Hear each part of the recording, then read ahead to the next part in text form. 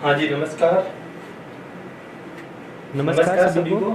स्वागत है आप सबका दिव्य दृष्टि क्लासेस के डिजिटल प्लेटफॉर्म पे। आ जाइए सभी, लाइव क्लास स्टार्ट हो गई है अपनी। आ जाइए जल्दी से। कल टेक्निकल इशू के कारण क्लास को रोकना पड़ा था, तो कुछ क्वेश्चन उसमें रह गए थे। वहीं से स्टार्ट करते हैं अपनी क्लास को, ठीक है। यहाँ तक क्वेश्चन हमने कर लिए थे सर। बंद कर लेंगे जाके आप।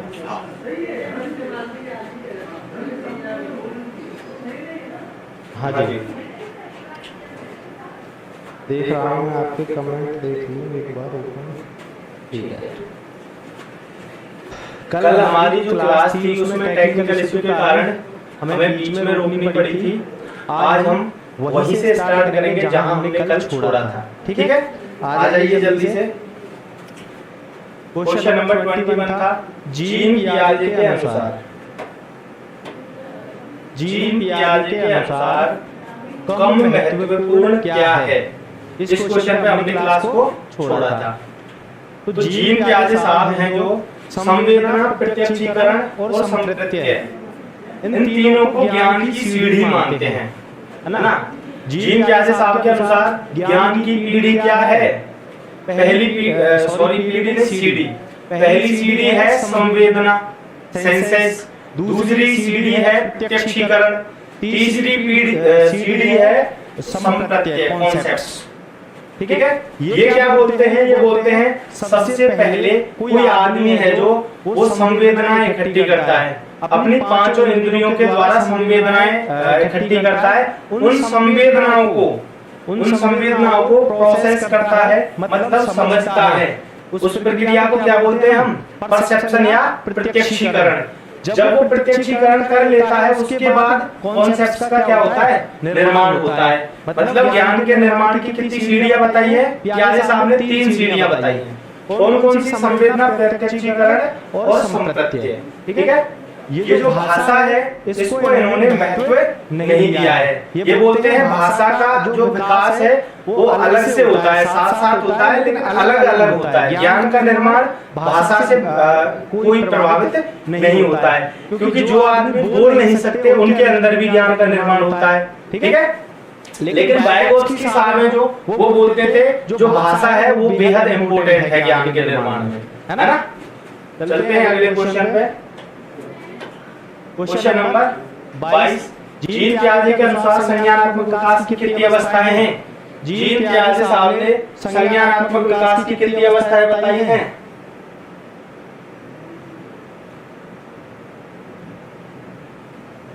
आवाज सही नहीं आ रही।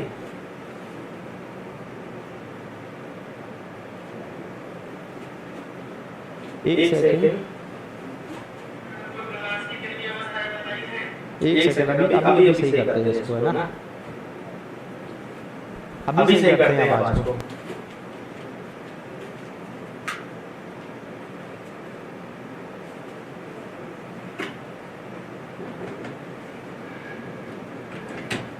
एक बार आप चेक करो, आवाज का इश्यू आ रहा है, गूंज रही है ऐसे।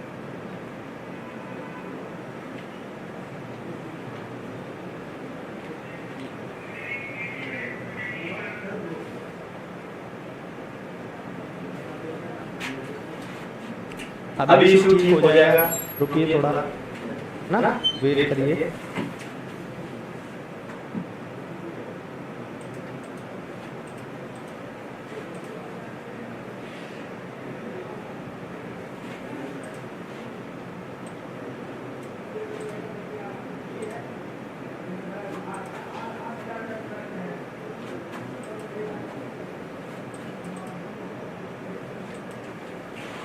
अभी आपका इशू ठीक हो जाएगा वॉइस का।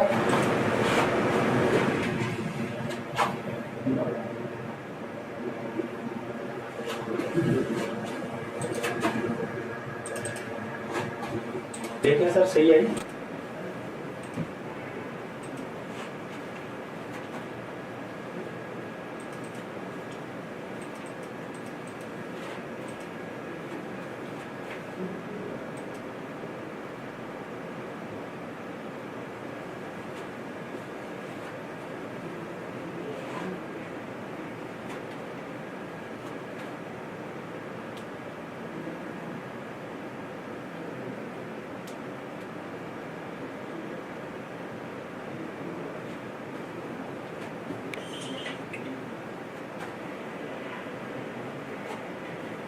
अभी कमेंट करके बताइए वॉइस ठीक आ रही है।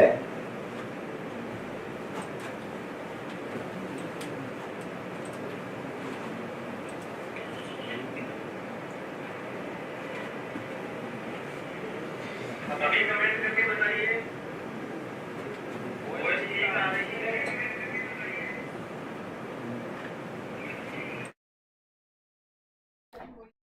अभी ठीक आ रही है सर? ठीक, चलिए चलते हैं अगले क्वेश्चन पे। पियाजे के अनुसार संज्ञानात्मक विकास की कितनी अवस्थाएं होती हैं? जीन पियाजे साहब ने संज्ञानात्मक विकास की कितनी अवस्थाएं बताई हैं? 4 अवस्थाएं बताई हैं। कौन कौन सी? संवेदीगामक, पूर्व संक्रियात्मक, संक्रियात्मक, औपचारिक संक्रियात्मक। ठीक है,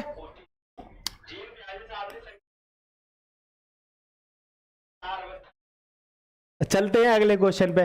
निम्नलिखित में से कौन सी पूर्व संक्रियात्मक अवस्था की एक सीमा नहीं है? हमें बतानी है सीमा, लिमिट, कमी नहीं है जो। ठीक है, अगर सीमा है बतानी होती तो बतानी होती जो कमी है। हमें क्या बताना है? जो कमी नहीं है। किस अवस्था की? पूर्व संक्रियात्मक अवस्था की, प्री ऑपरेशनल स्टेज की बतानी है। ये कौन सी अवस्था है? ये दूसरी अवस्था है। पहली कौन सी थी? संवेदीगामक अवस्था। ठीक है, 1.5 से 3 वर्ष के बीच आती है ये। ठीक है, पहला है एनिमिज्म, दूसरा है ईगोसेंट्रिज्म, तीसरा है प्रतीकात्मक प्रक्रिया, चौथा है स्वनिर्मित भाषा। इनमें से कौन सा है जो सीमा नहीं है? एनिमिज्म क्या है? जीववाद क्या है? कल हमने विस्तार से चर्चा की थी जीववाद के बारे में। जीववाद क्या है? रवि भाई कर दी। Priya Yadav, good evening sir. Good evening sir. ऐसे स्क्रीन को कर दो, कमेंट नहीं देख पा रहा हूं मैं।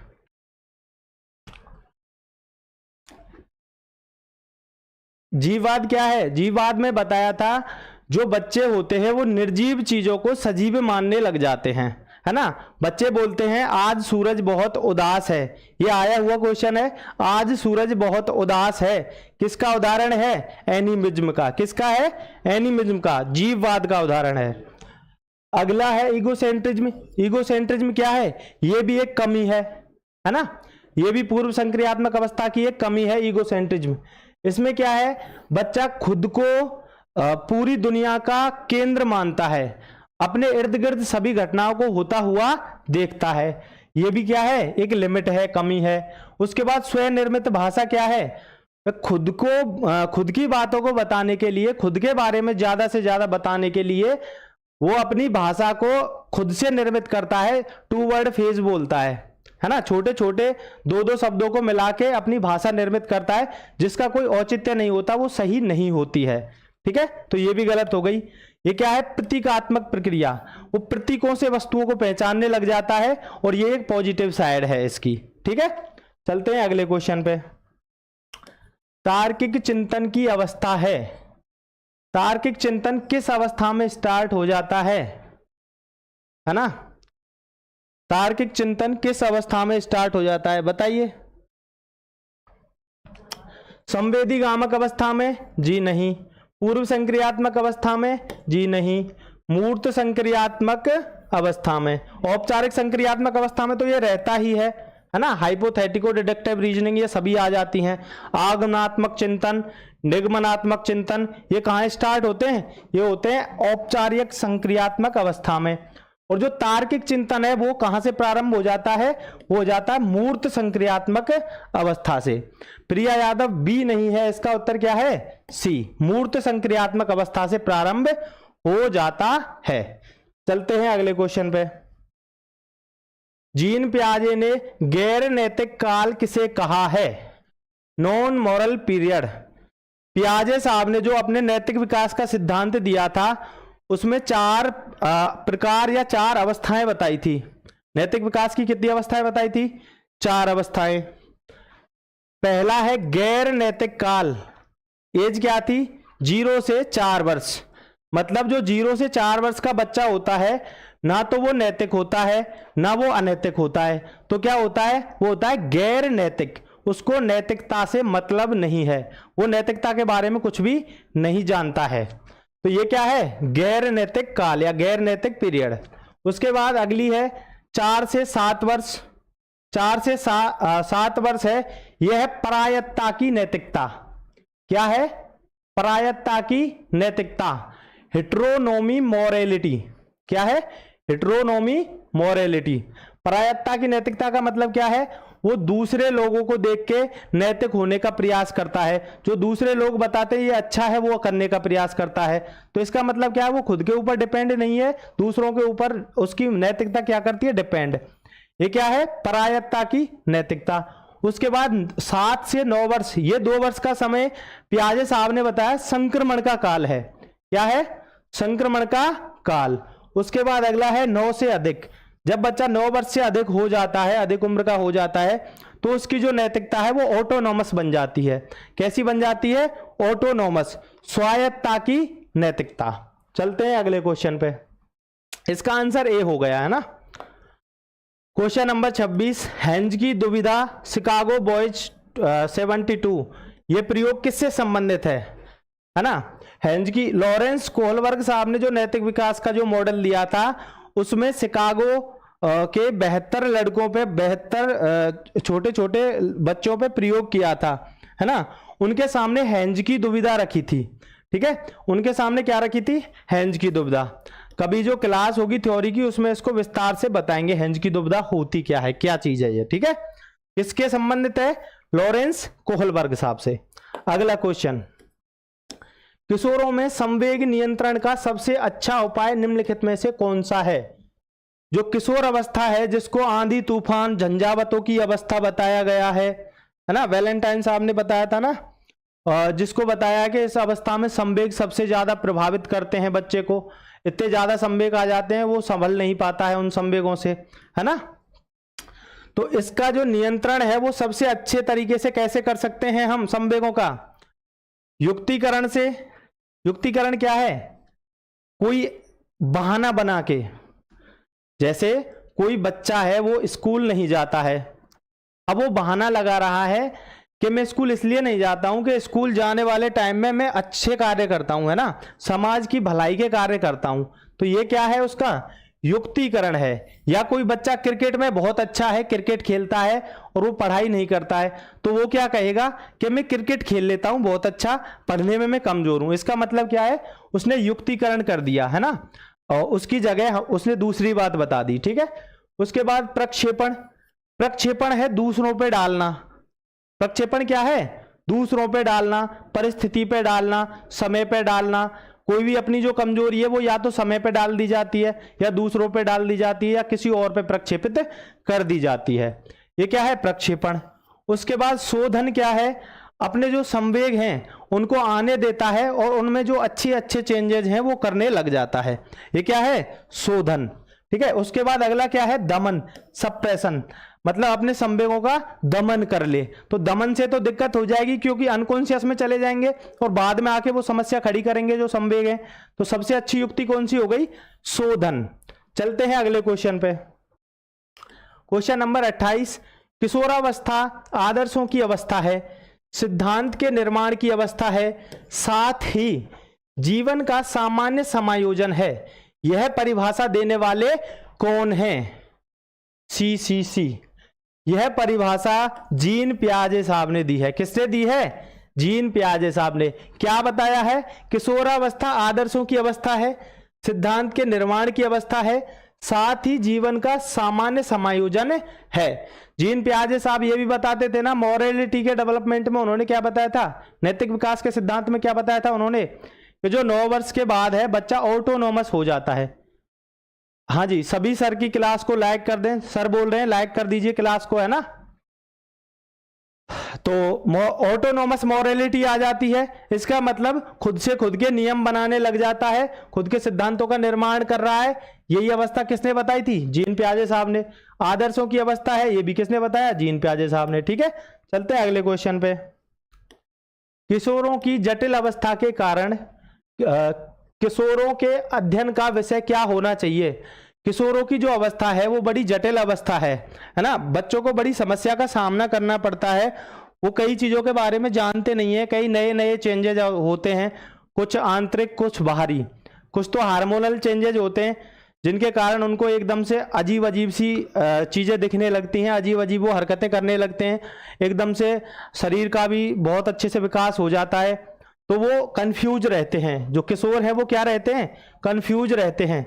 तो इसके लिए उनको किस चीज़ का अध्ययन कराना चाहिए ताकि वो आराम से सहज रूप से समझ सकें कि ये जो परिवर्तन है ये सहज हैं, ये कोई आकस्मिक नहीं है, क्या है, सहज परिवर्तन है। ये परिवर्तन सभी बच्चों में, सभी हम उम्र साथियों में होते हैं।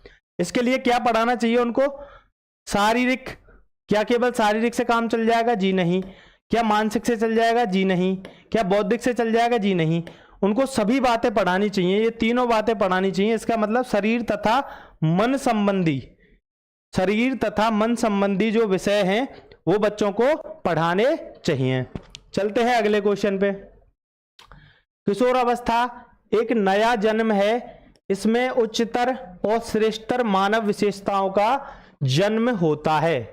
किशोर अवस्था एक नया जन्म है, स्टेनली हॉल साहब बोलते हैं ना, किशोर अवस्था क्या है, एक नया जन्म है, इसमें उच्चतर और श्रेष्ठतर मानव विशेषताओं का जन्म होता है। कौन बोलते हैं, स्टेनली हॉल। ठीक है, चलते हैं अगले क्वेश्चन पे। ये था जो कल की जो क्लास थी उसका रह गया था वो क्वेश्चन है, ये है ना, हो गए हैं वो क्वेश्चन। अभी आज की क्लास के जो क्वेश्चन है प्रैक्टिस सेट नंबर 4, इसको स्टार्ट करते हैं। ठीक है, पहला क्वेश्चन, मानसिक विकास का संबंध नहीं है, जो कॉग्निटिव डेवलपमेंट है उसका संबंध किस चीज से नहीं है। शिक्षार्थी के वजन एवं ऊंचाई से, स्मृति का विकास से, स्मृति के विकास से, तर्क एवं निर्णय से, अवबोध की क्षमता से।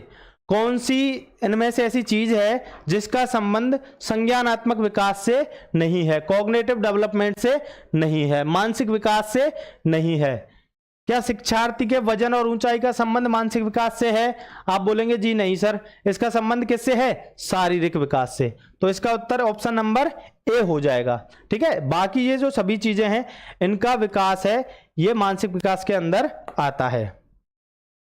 किशोरों को नहीं दिया जाना चाहिए, किशोरों को क्या नहीं दिया जाना चाहिए, प्रिया यादव ए। किशोरों को अभिप्रेरणा नहीं दी जानी चाहिए क्या, मोटिवेशन नहीं दिया जाना चाहिए क्या। मोटिवेशन दो प्रकार का होता है, पॉजिटिव और नेगेटिव। किशोरों को नेगेटिव मोटिवेशन नहीं दिया जाना चाहिए। किशोरों को कैसा मोटिवेशन दिया जाना चाहिए, पॉजिटिव मोटिवेशन होना चाहिए, ताकि उनकी जो जीवन है उसमें उत्तर उत्तर परिवर्तन आए, है ना, बढ़ते हुए परिवर्तन आए। ठीक है, तो मोटिवेशन दिया जाना चाहिए, नहीं दिया जाना चाहिए, दिया जाना चाहिए, लेकिन कैसा, पॉजिटिव। सहानुभूति, अगर कोई किशोर अपनी कोई समस्या बता रहा है तो उसके सामने सहानुभूति प्रकट की जानी चाहिए, नहीं की जानी चाहिए, की जानी चाहिए, है ना, सहानुभूति भी प्रकट की जानी चाहिए। क्या किसी, सर वो एक का आंसर था, okay okay okay, Riski Gurjar, good good, okay okay Priya Yadav, कोई नहीं, मैं इसका समझ रहा था। ठीक है, तो क्या किशोरों को लालच दिया जाना चाहिए, क्या किशोरों को लालच दिया जाना चाहिए, नहीं दिया जाना चाहिए, इसका मतलब यह आपका सही उत्तर हो गया। कौन सी चीज नहीं दी जानी चाहिए किशोरों को, लालच नहीं दिया जाना चाहिए। जिम्मेदारियां उठाने के अवसर दिए जाने चाहिए और तत्पर भी रहते हैं, है ना, किशोर जो होते हैं वो जिम्मेदारियां उठाने के लिए तत्पर रहते हैं। चलते हैं अगले क्वेश्चन पे। विकास कभी न समाप्त होने वाली प्रक्रिया है, यह विचार किससे संबंधित है। Hello sir, from impulse college, failure man. अरे पहले तो अपना नाम ठीक करो आप, है ना, फेलियर मैन नहीं होना चाहिए, आपका नाम फेलियर मैन नहीं होना चाहिए, खुद को फेलियर मत समझो। ठीक है, खुद को कभी भी फेलियर नहीं समझना चाहिए आपको, खुद पे कॉन्फिडेंस रखो, हौसला रखो और आगे बढ़ो। ठीक है, खुद को कभी भी फेलियर मत समझो। रिस्की गुर्जर सर आप बेस्ट हो, thank you thank you. Questions पे ध्यान दो। विकास कभी ना समाप्त होने वाली प्रक्रिया है, यह विचार किससे संबंधित है? प्रिया यादव, डी डी डी, निरंतरता का सिद्धांत। बिल्कुल सही बात हो गई है ना, बिल्कुल करेक्ट आंसर दिया है प्रिया यादव जी ने। निरंतरता के सिद्धांत से संबंधित है, क्योंकि विकास कभी समाप्त नहीं होगा, इसका मतलब निरंतर चलेगा, सतत चलेगा, तो यह नियम बिल्कुल सही है। एकीकरण का सिद्धांत क्या है? अंतः क्रिया का सिद्धांत क्या है? और अंतः संबंध का क्या है? अंतः संबंध और अंतः क्रिया का सिद्धांत एक ही है। जो विकास के सभी अलग अलग आयाम होते हैं, हमने विकास के 4 आयाम बताए थे, शारीरिक विकास, मानसिक विकास और भावनात्मक संवेगात्मक विकास और सामाजिक विकास। अच्छा, बहुत बढ़िया, बहुत बढ़िया। तो ये सभी क्या है? विकास के जो अलग अलग पक्ष हैं, इन अलग अलग पक्षों की अंतः क्रिया होती है, ये आपस में संबंधित होते हैं। उसके बाद एकीकरण का सिद्धांत क्या है? हम स्टार्टिंग में एकीकरण का उपयोग नहीं करते हैं, धीरे धीरे एकीकरण का उपयोग करने लग जाते हैं। जैसे पेन को कैसे पकड़ते हैं? हम हाथ को एकीकृत करके पकड़ते हैं। ठीक है, आगे चलते हैं। बच्चों में नैतिकता की स्थापना के लिए सर्वोत्तम मार्ग क्या है? बच्चों में नैतिकता की स्थापना के लिए सर्वोत्तम मार्ग क्या है? उन्हें धार्मिक पुस्तकें पढ़ाना, शिक्षक का आदर्श रूप में व्यवहार करना, उनका मूल्य शिक्षा पर मूल्यांकन करना, उन्हें प्रातःकालीन सभा में उपदेश देना।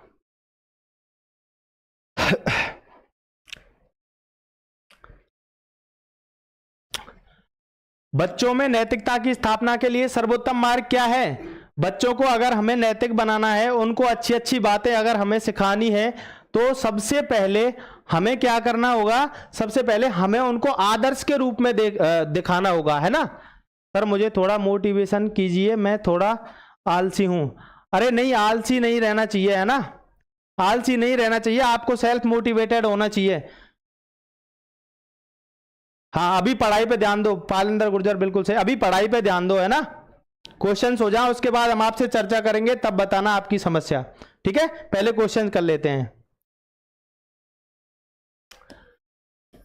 आदर्श बनना चाहिए, शिक्षक को खुद करके दिखाना चाहिए, है ना? अच्छे कार्यों को खुद करे, खुद अच्छे से रहे, तो बच्चे उससे सीखेंगे, वो ज्यादा इफेक्टिव होगा। ठीक है, आगे चलते हैं अगले क्वेश्चन पे। बच्चे के विकास के सिद्धांतों को समझना शिक्षक की सहायता करता है। बच्चे के विकास के सिद्धांतों को समझना शिक्षक की कैसे सहायता करता है?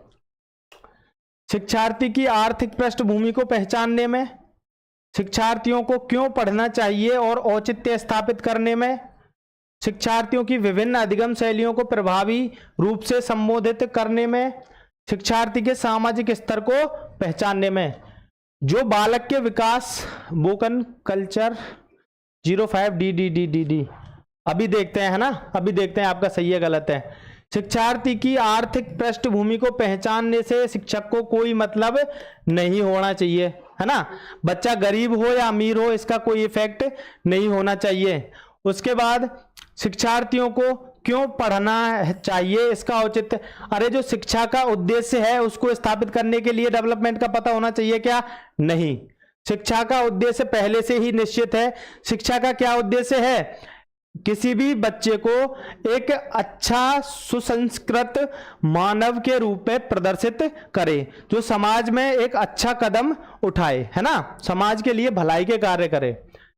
तो इसका उत्तर क्या हो जाएगा? ऑप्शन नंबर सी, क्योंकि शिक्षार्थियों की विभिन्न अधिगम शैलियों को प्रभावी रूप से संबोधित, जो बच्चे अलग अलग प्रकार से अधिगम करते हैं, अलग अलग प्रकार से लर्निंग करते हैं, उसको समझने के लिए, है ना? उन सभी चीजों को समझने के लिए शिक्षक को विकास के सिद्धांतों को समझना होगा। उनमें ही आता है इंडिविजुअल डिफरेंसेस थ्योरी, है ना? हर किसी बच्चे की इंडिविजुअल अलग अलग प्रकार की मानसिक योग्यताएं होती हैं, तो बच्चे को उसी हिसाब से पढ़ाने के लिए विकास के सभी सिद्धांतों को शिक्षक को जानना चाहिए, क्योंकि जो बच्चे की नीड होगी उसी प्रकार शिक्षक उसको पढ़ा पाएगा, उसी प्रकार समझा पाएगा। ठीक है, इसका उत्तर ऑप्शन सी हो गया। आगे चलते हैं। किस अवस्था में मर्यादित यौन शिक्षा बालकों को दी जानी चाहिए, है ना? कौन सी अवस्था है जिसमें बच्चों को मर्यादित यौन शिक्षा दी जानी चाहिए। कौन सी अवस्था है? किशोरावस्था, बाल्यावस्था, उत्तर बाल्यावस्था या पूर्व बाल्यावस्था? किशोर अवस्था, है ना। किशोरावस्था में बच्चों को सेक्स एजुकेशन के बारे में बताना चाहिए, उनको यौन शिक्षा दी जानी चाहिए कि मर्यादित यौन शिक्षा जरूरी है, क्योंकि समाज में इससे सभ्यता का प्रचार प्रसार वो करेंगे। ठीक है, इसका मतलब इसका उत्तर होगा ऑप्शन नंबर ए। चलते हैं अगले क्वेश्चन पे। किशोरों में संवेगों का विकास किया जा सकता है। जो किशोर हैं उनमें संवेगों का विकास किया जा सकता है। संवेगों का विकास किससे संबंधित है ये बताना है। कला, साहित्य, संगीत तथा सांस्कृतिक कार्यक्रमों द्वारा। प्रिया यादव ए, हाँ बहुत सही है ना, बिल्कुल सही है आपका उत्तर। अर्थशास्त्र के अध्ययन से नहीं, अर्थशास्त्र के अध्ययन से संवेगों का क्या लेना देना। चिकित्सा शास्त्र के अध्ययन द्वारा, जी नहीं, इससे भी कोई लेना देना नहीं है। उपयुक्त सभी हो ही नहीं सकता जब दो चीजें गलत हो गई तो। इसका मतलब संवेग किस चीज से प्रभावित होते हैं? कला, साहित्य, संगीत एवं सांस्कृतिक कार्यक्रमों के द्वारा क्या होते हैं? प्रभावित होते हैं। आप एक बात देखना, कभी आपके संवेग, आप बहुत खुशी हैं, है ना, उस टाइम पे आप सैड सॉन्ग सुनना, है ना, जो गम भरे गाने हैं वो सुनना, तो आपका जो चित्त है वो ऐसा हो जाएगा, आप बहुत ज्यादा सैड हो, आप बहुत ज्यादा दुखी हो, आप बहुत ज्यादा गम में हो, ये आपका वो हो जाएगा। ठीक है, तो इसका मतलब संवेगों को सबसे ज्यादा प्रभावित कला, साहित्य, संगीत और सांस्कृतिक कार्यक्रमों के द्वारा किया जाता है। न्यू बॉलीवुड मूवी ए ए ए ए ए ए, हाँ जी ए, इसका उत्तर ए है। अगला क्वेश्चन, किशोरों में सौंदर्यात्मक मूल्यों का विकास किया जा सकता है। सौंदर्यात्मक, इनको ही हम क्या बोल रहे हैं? भाव सौंदर्यात्मक, इन्हीं को हम क्या बोल रहे हैं? भाव सौंदर्यात्मक मूल्यांकन बोल रहे हैं। सर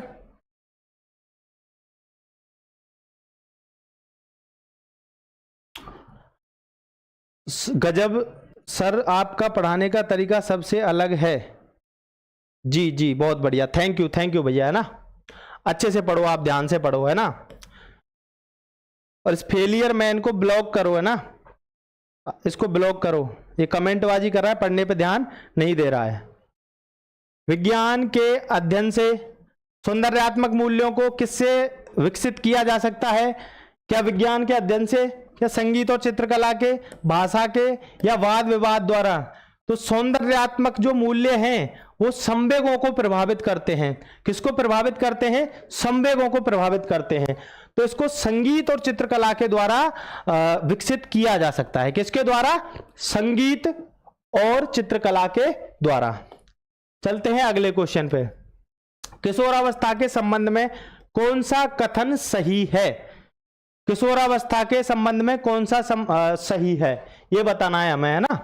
कौन सा कथन सही है? किशोरावस्था को वीर पूजा की अवस्था कहते हैं। जी हां, वीर पूजा की अवस्था कहते हैं, तो ये सही बात हो गई। उसके बाद किशोरावस्था में समाज सेवा की भावना अत्यंत प्रबल होती है। जी हां, ये भी बात बिल्कुल सही है। किशोर अवस्था में स्वतंत्रता की भावना प्रबल होती है। जी हां, किशोर स्वतंत्र रहना चाहता है, परतंत्र रहना पसंद नहीं करता है, ये भी सही बात है। इसका मतलब इसका उत्तर क्या हो गया? उपयुक्त सभी। प्रिया यादव जी, एक बार सभी ऑप्शंस को पढ़ना चाहिए, उसके बाद आंसर करना चाहिए, है ना। वो भी बिल्कुल सही है, लेकिन इसका उत्तर क्या है? उपयुक्त सभी, क्योंकि सभी बातें बिल्कुल सही हैं। सर आप हिस्ट्री भी पढ़ाते हो क्या? जी नहीं। न्यू बॉलीवुड मूवीज, जी नहीं, हम हिस्ट्री नहीं पढ़ाते हैं, है ना, हम हिस्ट्री नहीं पढ़ाते हैं। प्रिया यादव डी डी डी, हाँ जी बिल्कुल सही है अब आपका। विकास के किस काल को अत्यधिक दबाव और तनाव का काल कहा जाता है? विकास का कौन सा ऐसा काल है जिसको दबाव और तनाव का काल कहते हैं? एक सेकंड रुकिए आप, है ना।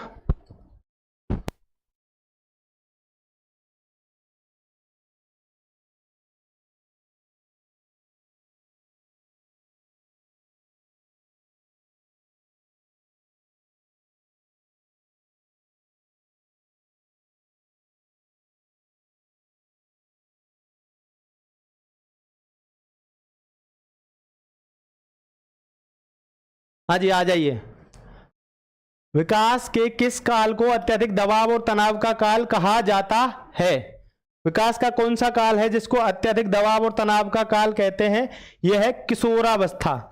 किशोरावस्था में अत्यधिक दबाव होता है बच्चे के ऊपर और बहुत ज्यादा तनाव होता है, तो इसका आंसर क्या हो गया? किशोरावस्था। इसी को क्या बोलते हैं? तूफान एवं झंझावतों की अवस्था। ठीक है, इसी को क्या बोल रहे थे? तूफान एवं झंझावतों की अवस्था। चलते हैं अगले क्वेश्चन पे। संवेग व्यक्ति की उत्तेजित दशा है। उत्तेजित लिखा है, ये है उत्तेजित, है ना? उत्तेजित। संवेग व्यक्ति की उत्तेजित दशा है, यह कथन निम्नलिखित में से किसका है? यह बात बोली थी वुडवर्थ साहब ने। किसने बोली थी? वुडवर्थ साहब ने। वुडवर्थ साहब ने क्या बोला था? जो संवेग हैं वो किसी व्यक्ति की उत्तेजित दशा है। अगले क्वेश्चन पे चलते हैं। शारीरिक वृद्धि और विकास को क्या कहते हैं? शारीरिक वृद्धि है जो, उसको हम क्या बोलते हैं? सर मेरे बीएड सेकेंड ईयर चल रही है, तो मैं रीट का फॉर्म भर सकता हूं अब की बार? जी हाँ, बिल्कुल भर सकते हो, है ना?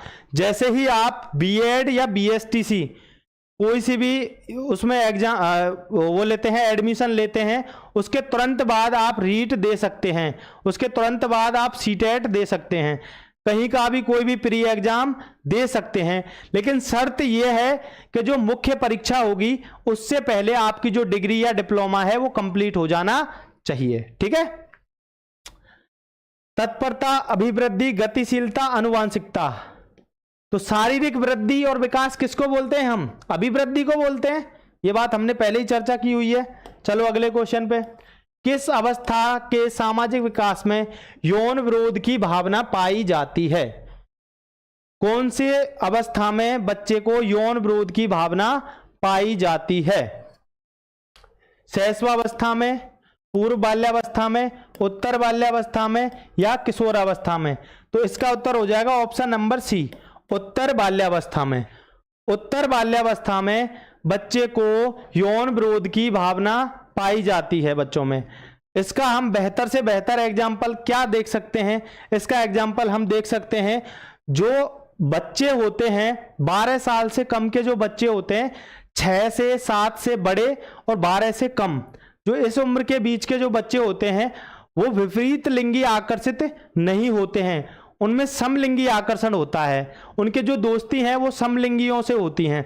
जैसे कोई लड़का है तो उसकी दोस्ती लड़कों से होगी, लड़की है तो उसकी दोस्ती लड़कियों से होगी, है ना? उससे पहली अवस्था में जो लड़की है वो अपने पिता से प्यार करती है और जो लड़का है वो अपनी माता से प्यार करता है। उसके बाद की अवस्था में जो किशोर अवस्था है, इसमें भी विपरीत लिंगी आकर्षण होता है ना? तो जो समलिंगी आकर्षण है उसमें क्या होगा? जो यौन है उसका विरोध होगा, है ना? जो सेक्स है उसका क्या होगा? विरोध होगा। इसमें क्या होगा? जो लिबिडो है, जो लिबिडो है, फ्रायड साहब ने बताया था ना सेक्सुअल डेवलपमेंट, उसमें इन्होंने बताया था जो लिबिडो है वो सृजनात्मकता में, क्रिएटिविटी में चला जाता है। किस चीज में उपयोग में आता है? क्रिएटिविटी में। तो इसका उत्तर क्या हो गया? Option number C. चलते हैं अगले क्वेश्चन पे। 6 से 7 वर्ष के बालक कौन से खेलों में अत्यधिक रुचि लेते हैं? 6 से 7 वर्ष के जो बच्चे होते हैं वो किस प्रकार के खेलों में अत्यधिक रुचि लेते हैं? 6 से 7 के जो बच्चे होते हैं वो विद्यालय जाने लग जाते हैं, है ना? कक्षा 1 में उनका एडमिशन हो जाता है और वो किस में रुचि लेने लगते हैं? सामूहिक खेलों में, है ना? अपने दोस्तों के साथ खेलने में ज्यादा रुचि लेने लग जाते हैं। अगले क्वेश्चन पे चलते हैं। सामाजिक विकास का क्या अर्थ है? समाज में रहना, विचारों का आदान प्रदान करना, सामाजिक गुणों एवं व्यवहारों की उत्पत्ति, क्लब का सदस्य होना। तो सामाजिक विकास का अर्थ क्या है? समाज में रहना है? जी नहीं। विचारों का आदान प्रदान है? जी नहीं। तो क्या है? सामाजिक गुणों एवं व्यवहारों की उत्पत्ति। ये क्या है? सामाजिक विकास। सर मेरी ग्रेजुएशन बीएससी से है और बीएड में हिस्ट्री है, तो मैं रीट की किस लेवल में एलिजिबल हूं? अगर आपकी ग्रेजुएशन बीएससी से है, अगर आपकी ग्रेजुएशन बीएससी से है तो आप साइंस मैथ के लिए एलिजिबल हो। ठीक है ऋषि गुर्जर, किसके लिए एलिजिबल हो आप? मैथ साइंस के लिए, ठीक है, लेवल 2 में। लेवल 1 के लिए तो आप हो ही नहीं। आगे चलते हैं। बालक के सामाजिक विकास में महत्वपूर्ण भूमिका होती है। बालक के जो सोशल डेवलपमेंट है उसमें सबसे ज्यादा भूमिका किसकी होती है? परिवार की होती है, विद्यालय की होती है, समाज की होती है, या इन तीनों की होती है? तो इसका उत्तर हो गया ऑप्शन नंबर 4, मतलब इन तीनों की होती है। अगले क्वेश्चन पे चलते हैं। बालक के भाषा विकास में अनुकरण, संबंधता और किसका महत्वपूर्ण स्थान है ना? दो चीजें दे रखी हैं, अनुकरण, संबंधता। तीसरी चीज हमें बतानी है और कौन सी चीज है जिसका महत्वपूर्ण योगदान है किसमें? लिंग्विस्टिक डेवलपमेंट में। तीव्रता का? जी नहीं। प्रेरणा का? जी हाँ। मोटिवेशन का बहुत बड़ा योगदान है। लिंग्विस्टिक डेवलपमेंट में मोटिवेशन का योगदान होता है। इसका मतलब अनुकरण, संबंधता और प्रेरणा का महत्वपूर्ण स्थान होता है। आगे चलो। बालक का भाषा विकास शैशवावस्था में होता है। बालक का भाषा विकास शैशवावस्था में होता है। अब उसकी गति बतानी है, जो दर है वो क्या रहती है? जो बालक का भाषा विकास है वो शैशवावस्था में किस गति से होता है? क्या मंद गति से होता है या तीव्र गति से होता है, ये हमें बताना है, या दोनों से होता है ना? तो इसका आंसर क्या हो जाएगा? तीव्र गति से, है ना। शैशवावस्था में जो लिंग्विस्टिक डेवलपमेंट है, भाषा विकास है, वो अति तीव्र गति से होता है ना। तो छोटे बच्चे हैं वो भाषा को बहुत जल्दी जल्दी सीखते हैं, ठीक है। बड़े होने के बाद बड़ी कठिनाइयां आती हैं भाषा को सीखने में। जैसे कोई बच्चा है, उसको 2 साल का होने से पहले उसको अमेरिका में ले जाके रख दें हम, और वो 6 साल का 7 साल का हम अमेरिका से ले आए, तो वहां वो अमेरिकन लैंग्वेज सीख जाएगा, मतलब इंग्लिश है उसको बोलने लग जाएगा अच्छे से, ठीक है। लेकिन बाद में कोई जाएगा तो उसको टाइम लगेगा सीखने में। तो भाषा का विकास तीव्र गति से कब होता है? शैशवावस्था में। आगे चलते हैं। बच्चों में बोलने की योग्यता का विकास तभी संभव है जबकि बच्चों में बोलने की योग्यता का विकास कब संभव है? स्वतंत्र परिपक्व हो, प्रेरणा मिले, अनुकरण का मौका मिले, उपयुक्त सभी चीजें जरूरी होती हैं। भाषा विकास में, लिंग्विस्टिक डेवलपमेंट में ये सभी चीजें क्या होती हैं? जरूरी होती हैं। चलते हैं अगले क्वेश्चन पे। किशोर अवस्था में कौन सा संवेग तीव्रतर होता है? किशोर अवस्था में कौन सा संवेग है जो सबसे ज्यादा होता है ना, सबसे तीव्र होता है? कौन सा है? प्रेम व स्नेह का, है ना। इसी को क्या बोला है? प्रेम और अलगाव की अवस्था, है ना। एरिक एरिक्सन साहब ने मनोसामाजिक सिद्धांत दिया है, उसमें उन्होंने किशोर अवस्था को क्या बोला है? प्रेम बनाम अलगाव की अवस्था। मतलब अगर किशोर अवस्था में किसी बच्चे को किसी से प्रेम है तो वो इतना प्रेम है उसके लिए वो कुछ भी कर सकता है ना। किशोर अवस्था में बच्चा कुछ भी कर सकता है। और अगर किसी से अलगाव हो गया तो उसके लिए भी वो कुछ भी कर सकता है। मतलब किशोर अवस्था के बच्चे को किसी से प्रेम हो गया उसके लिए भी वो कुछ भी कर सकता है, और किसी से नफरत हो गई तो उसके लिए भी वो कुछ भी कर सकता है, किसी भी हद तक जा सकता है। वीआर सैनी, आप लोग डांग क्षेत्र से आते हो क्या? सर आप डांग क्षेत्र से आते हो क्या? जी नहीं, हम डांग क्षेत्र से नहीं आते हैं वीआर सैनी जी, हम डांग क्षेत्र से नहीं आते हैं, हम ब्रज क्षेत्र से आते हैं, ठीक है। आगे चलते हैं। किशोर अवस्था में इनमें से किसका भय अधिक होता है? किशोर अवस्था में किस चीज का भय सबसे ज्यादा होता है? जानवरों का, व्यक्तियों का, विद्यालय का, या काल्पनिक संभावनाओं का? तो अपनी कल्पनाओं का सबसे ज्यादा भय किशोर अवस्था में होता है। किशोर क्या करते हैं? अपनी कल्पनाओं में एक संसार बना लेते हैं, उसके हिसाब से अगर कार्य नहीं होते रहते हैं तो वो बड़े दुखी हो जाते हैं, ठीक है। तो क्या है? काल्पनिक संभावनाओं का। अगला क्वेश्चन, शैशवावस्था के संवेग संबंधित होते हैं। शैशवावस्था के जो संवेग हैं वो किससे संबंधित होते हैं? मूर्त वस्तुओं से, अमूर्त वस्तुओं से, मूर्त तथा अमूर्त दोनों से, इनमें से कोई नहीं। जो शैशवावस्था है उसके संवेग हैं जो वो किन चीजों से होते हैं प्रभावित, किन चीजों से होते हैं संबंधित? मूर्त वस्तुओं से। जो अब्स्ट्रैक्ट जो थिंग्स होती हैं उनसे संबंधित नहीं होते हैं। किन से होते हैं? कॉन्क्रीट थिंग्स, जो चीजें दिखाई देती हैं उनसे संबंधित होते हैं, है ना। जो दिखाई नहीं देती हैं उनसे संबंधित उनके संवेग नहीं होते हैं। चलते हैं अगले क्वेश्चन पे। बालकों में ईर्ष्या की उत्पत्ति कितने वर्ष की अवस्था में हो जाती है? कोई बच्चा है वो ईर्ष्या करना कब सीखता है? वो ईर्ष्या करना 1.5 से 2 वर्ष की अवधि में सीखता है। कोई बच्चा है जो ईर्ष्या करना कब सीखता है? 1.5 से 2 वर्ष की अवधि में। चलते हैं अगले क्वेश्चन पे। संवेगों के नियंत्रण की विधि स्वतंत्र अभिव्यक्ति फ्री एक्सप्रेशंस का प्रतिपादन किसने किया? संवेगों की जो नियंत्रण की विधि है उसमें स्वतंत्र अभिव्यक्ति के बारे में किसने बताया था? स्वतंत्र अभिव्यक्ति के बारे में 3 लोगों ने बताया था। कितने लोगों ने बताया था? 3 लोगों ने बताया था। पहला नाम है रूसो, है ना? पहला नाम क्या है? रूसो। दूसरा नाम क्या है? Madam Maria Montessori. तीसरा नाम क्या है? श्रीमान फ्रोबेल साहब। क्या है?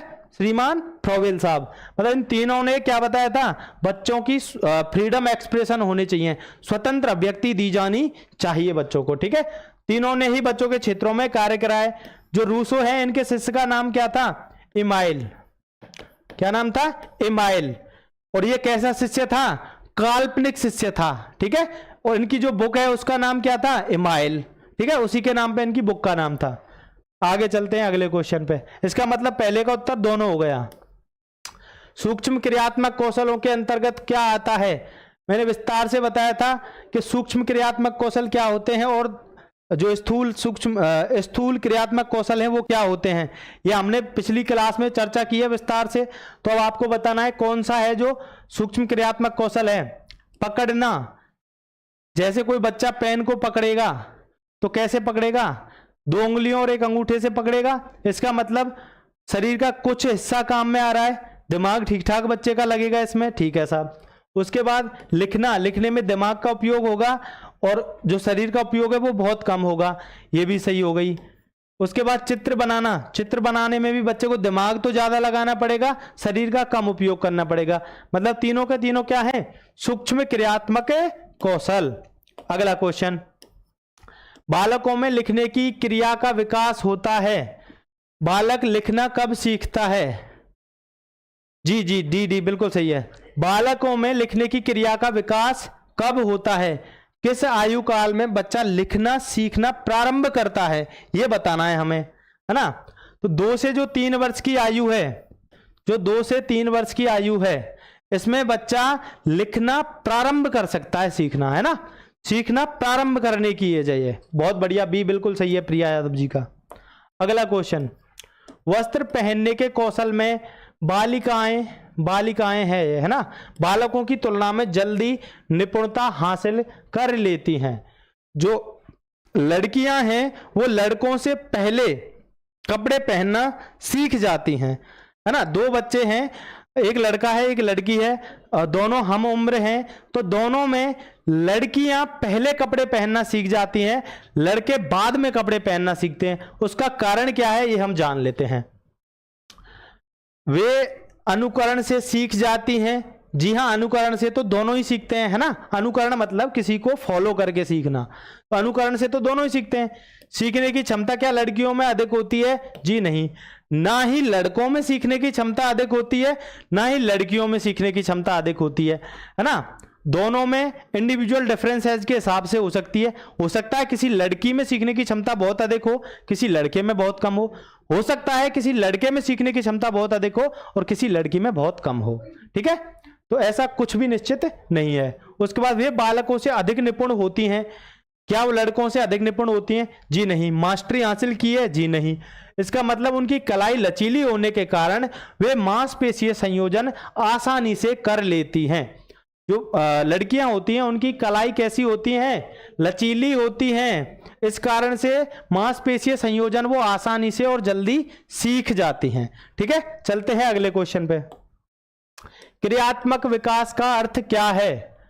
मांसपेशीय नियंत्रण, मांसपेशीय उचित संयोजन, मांसपेशियों का एकीकरण।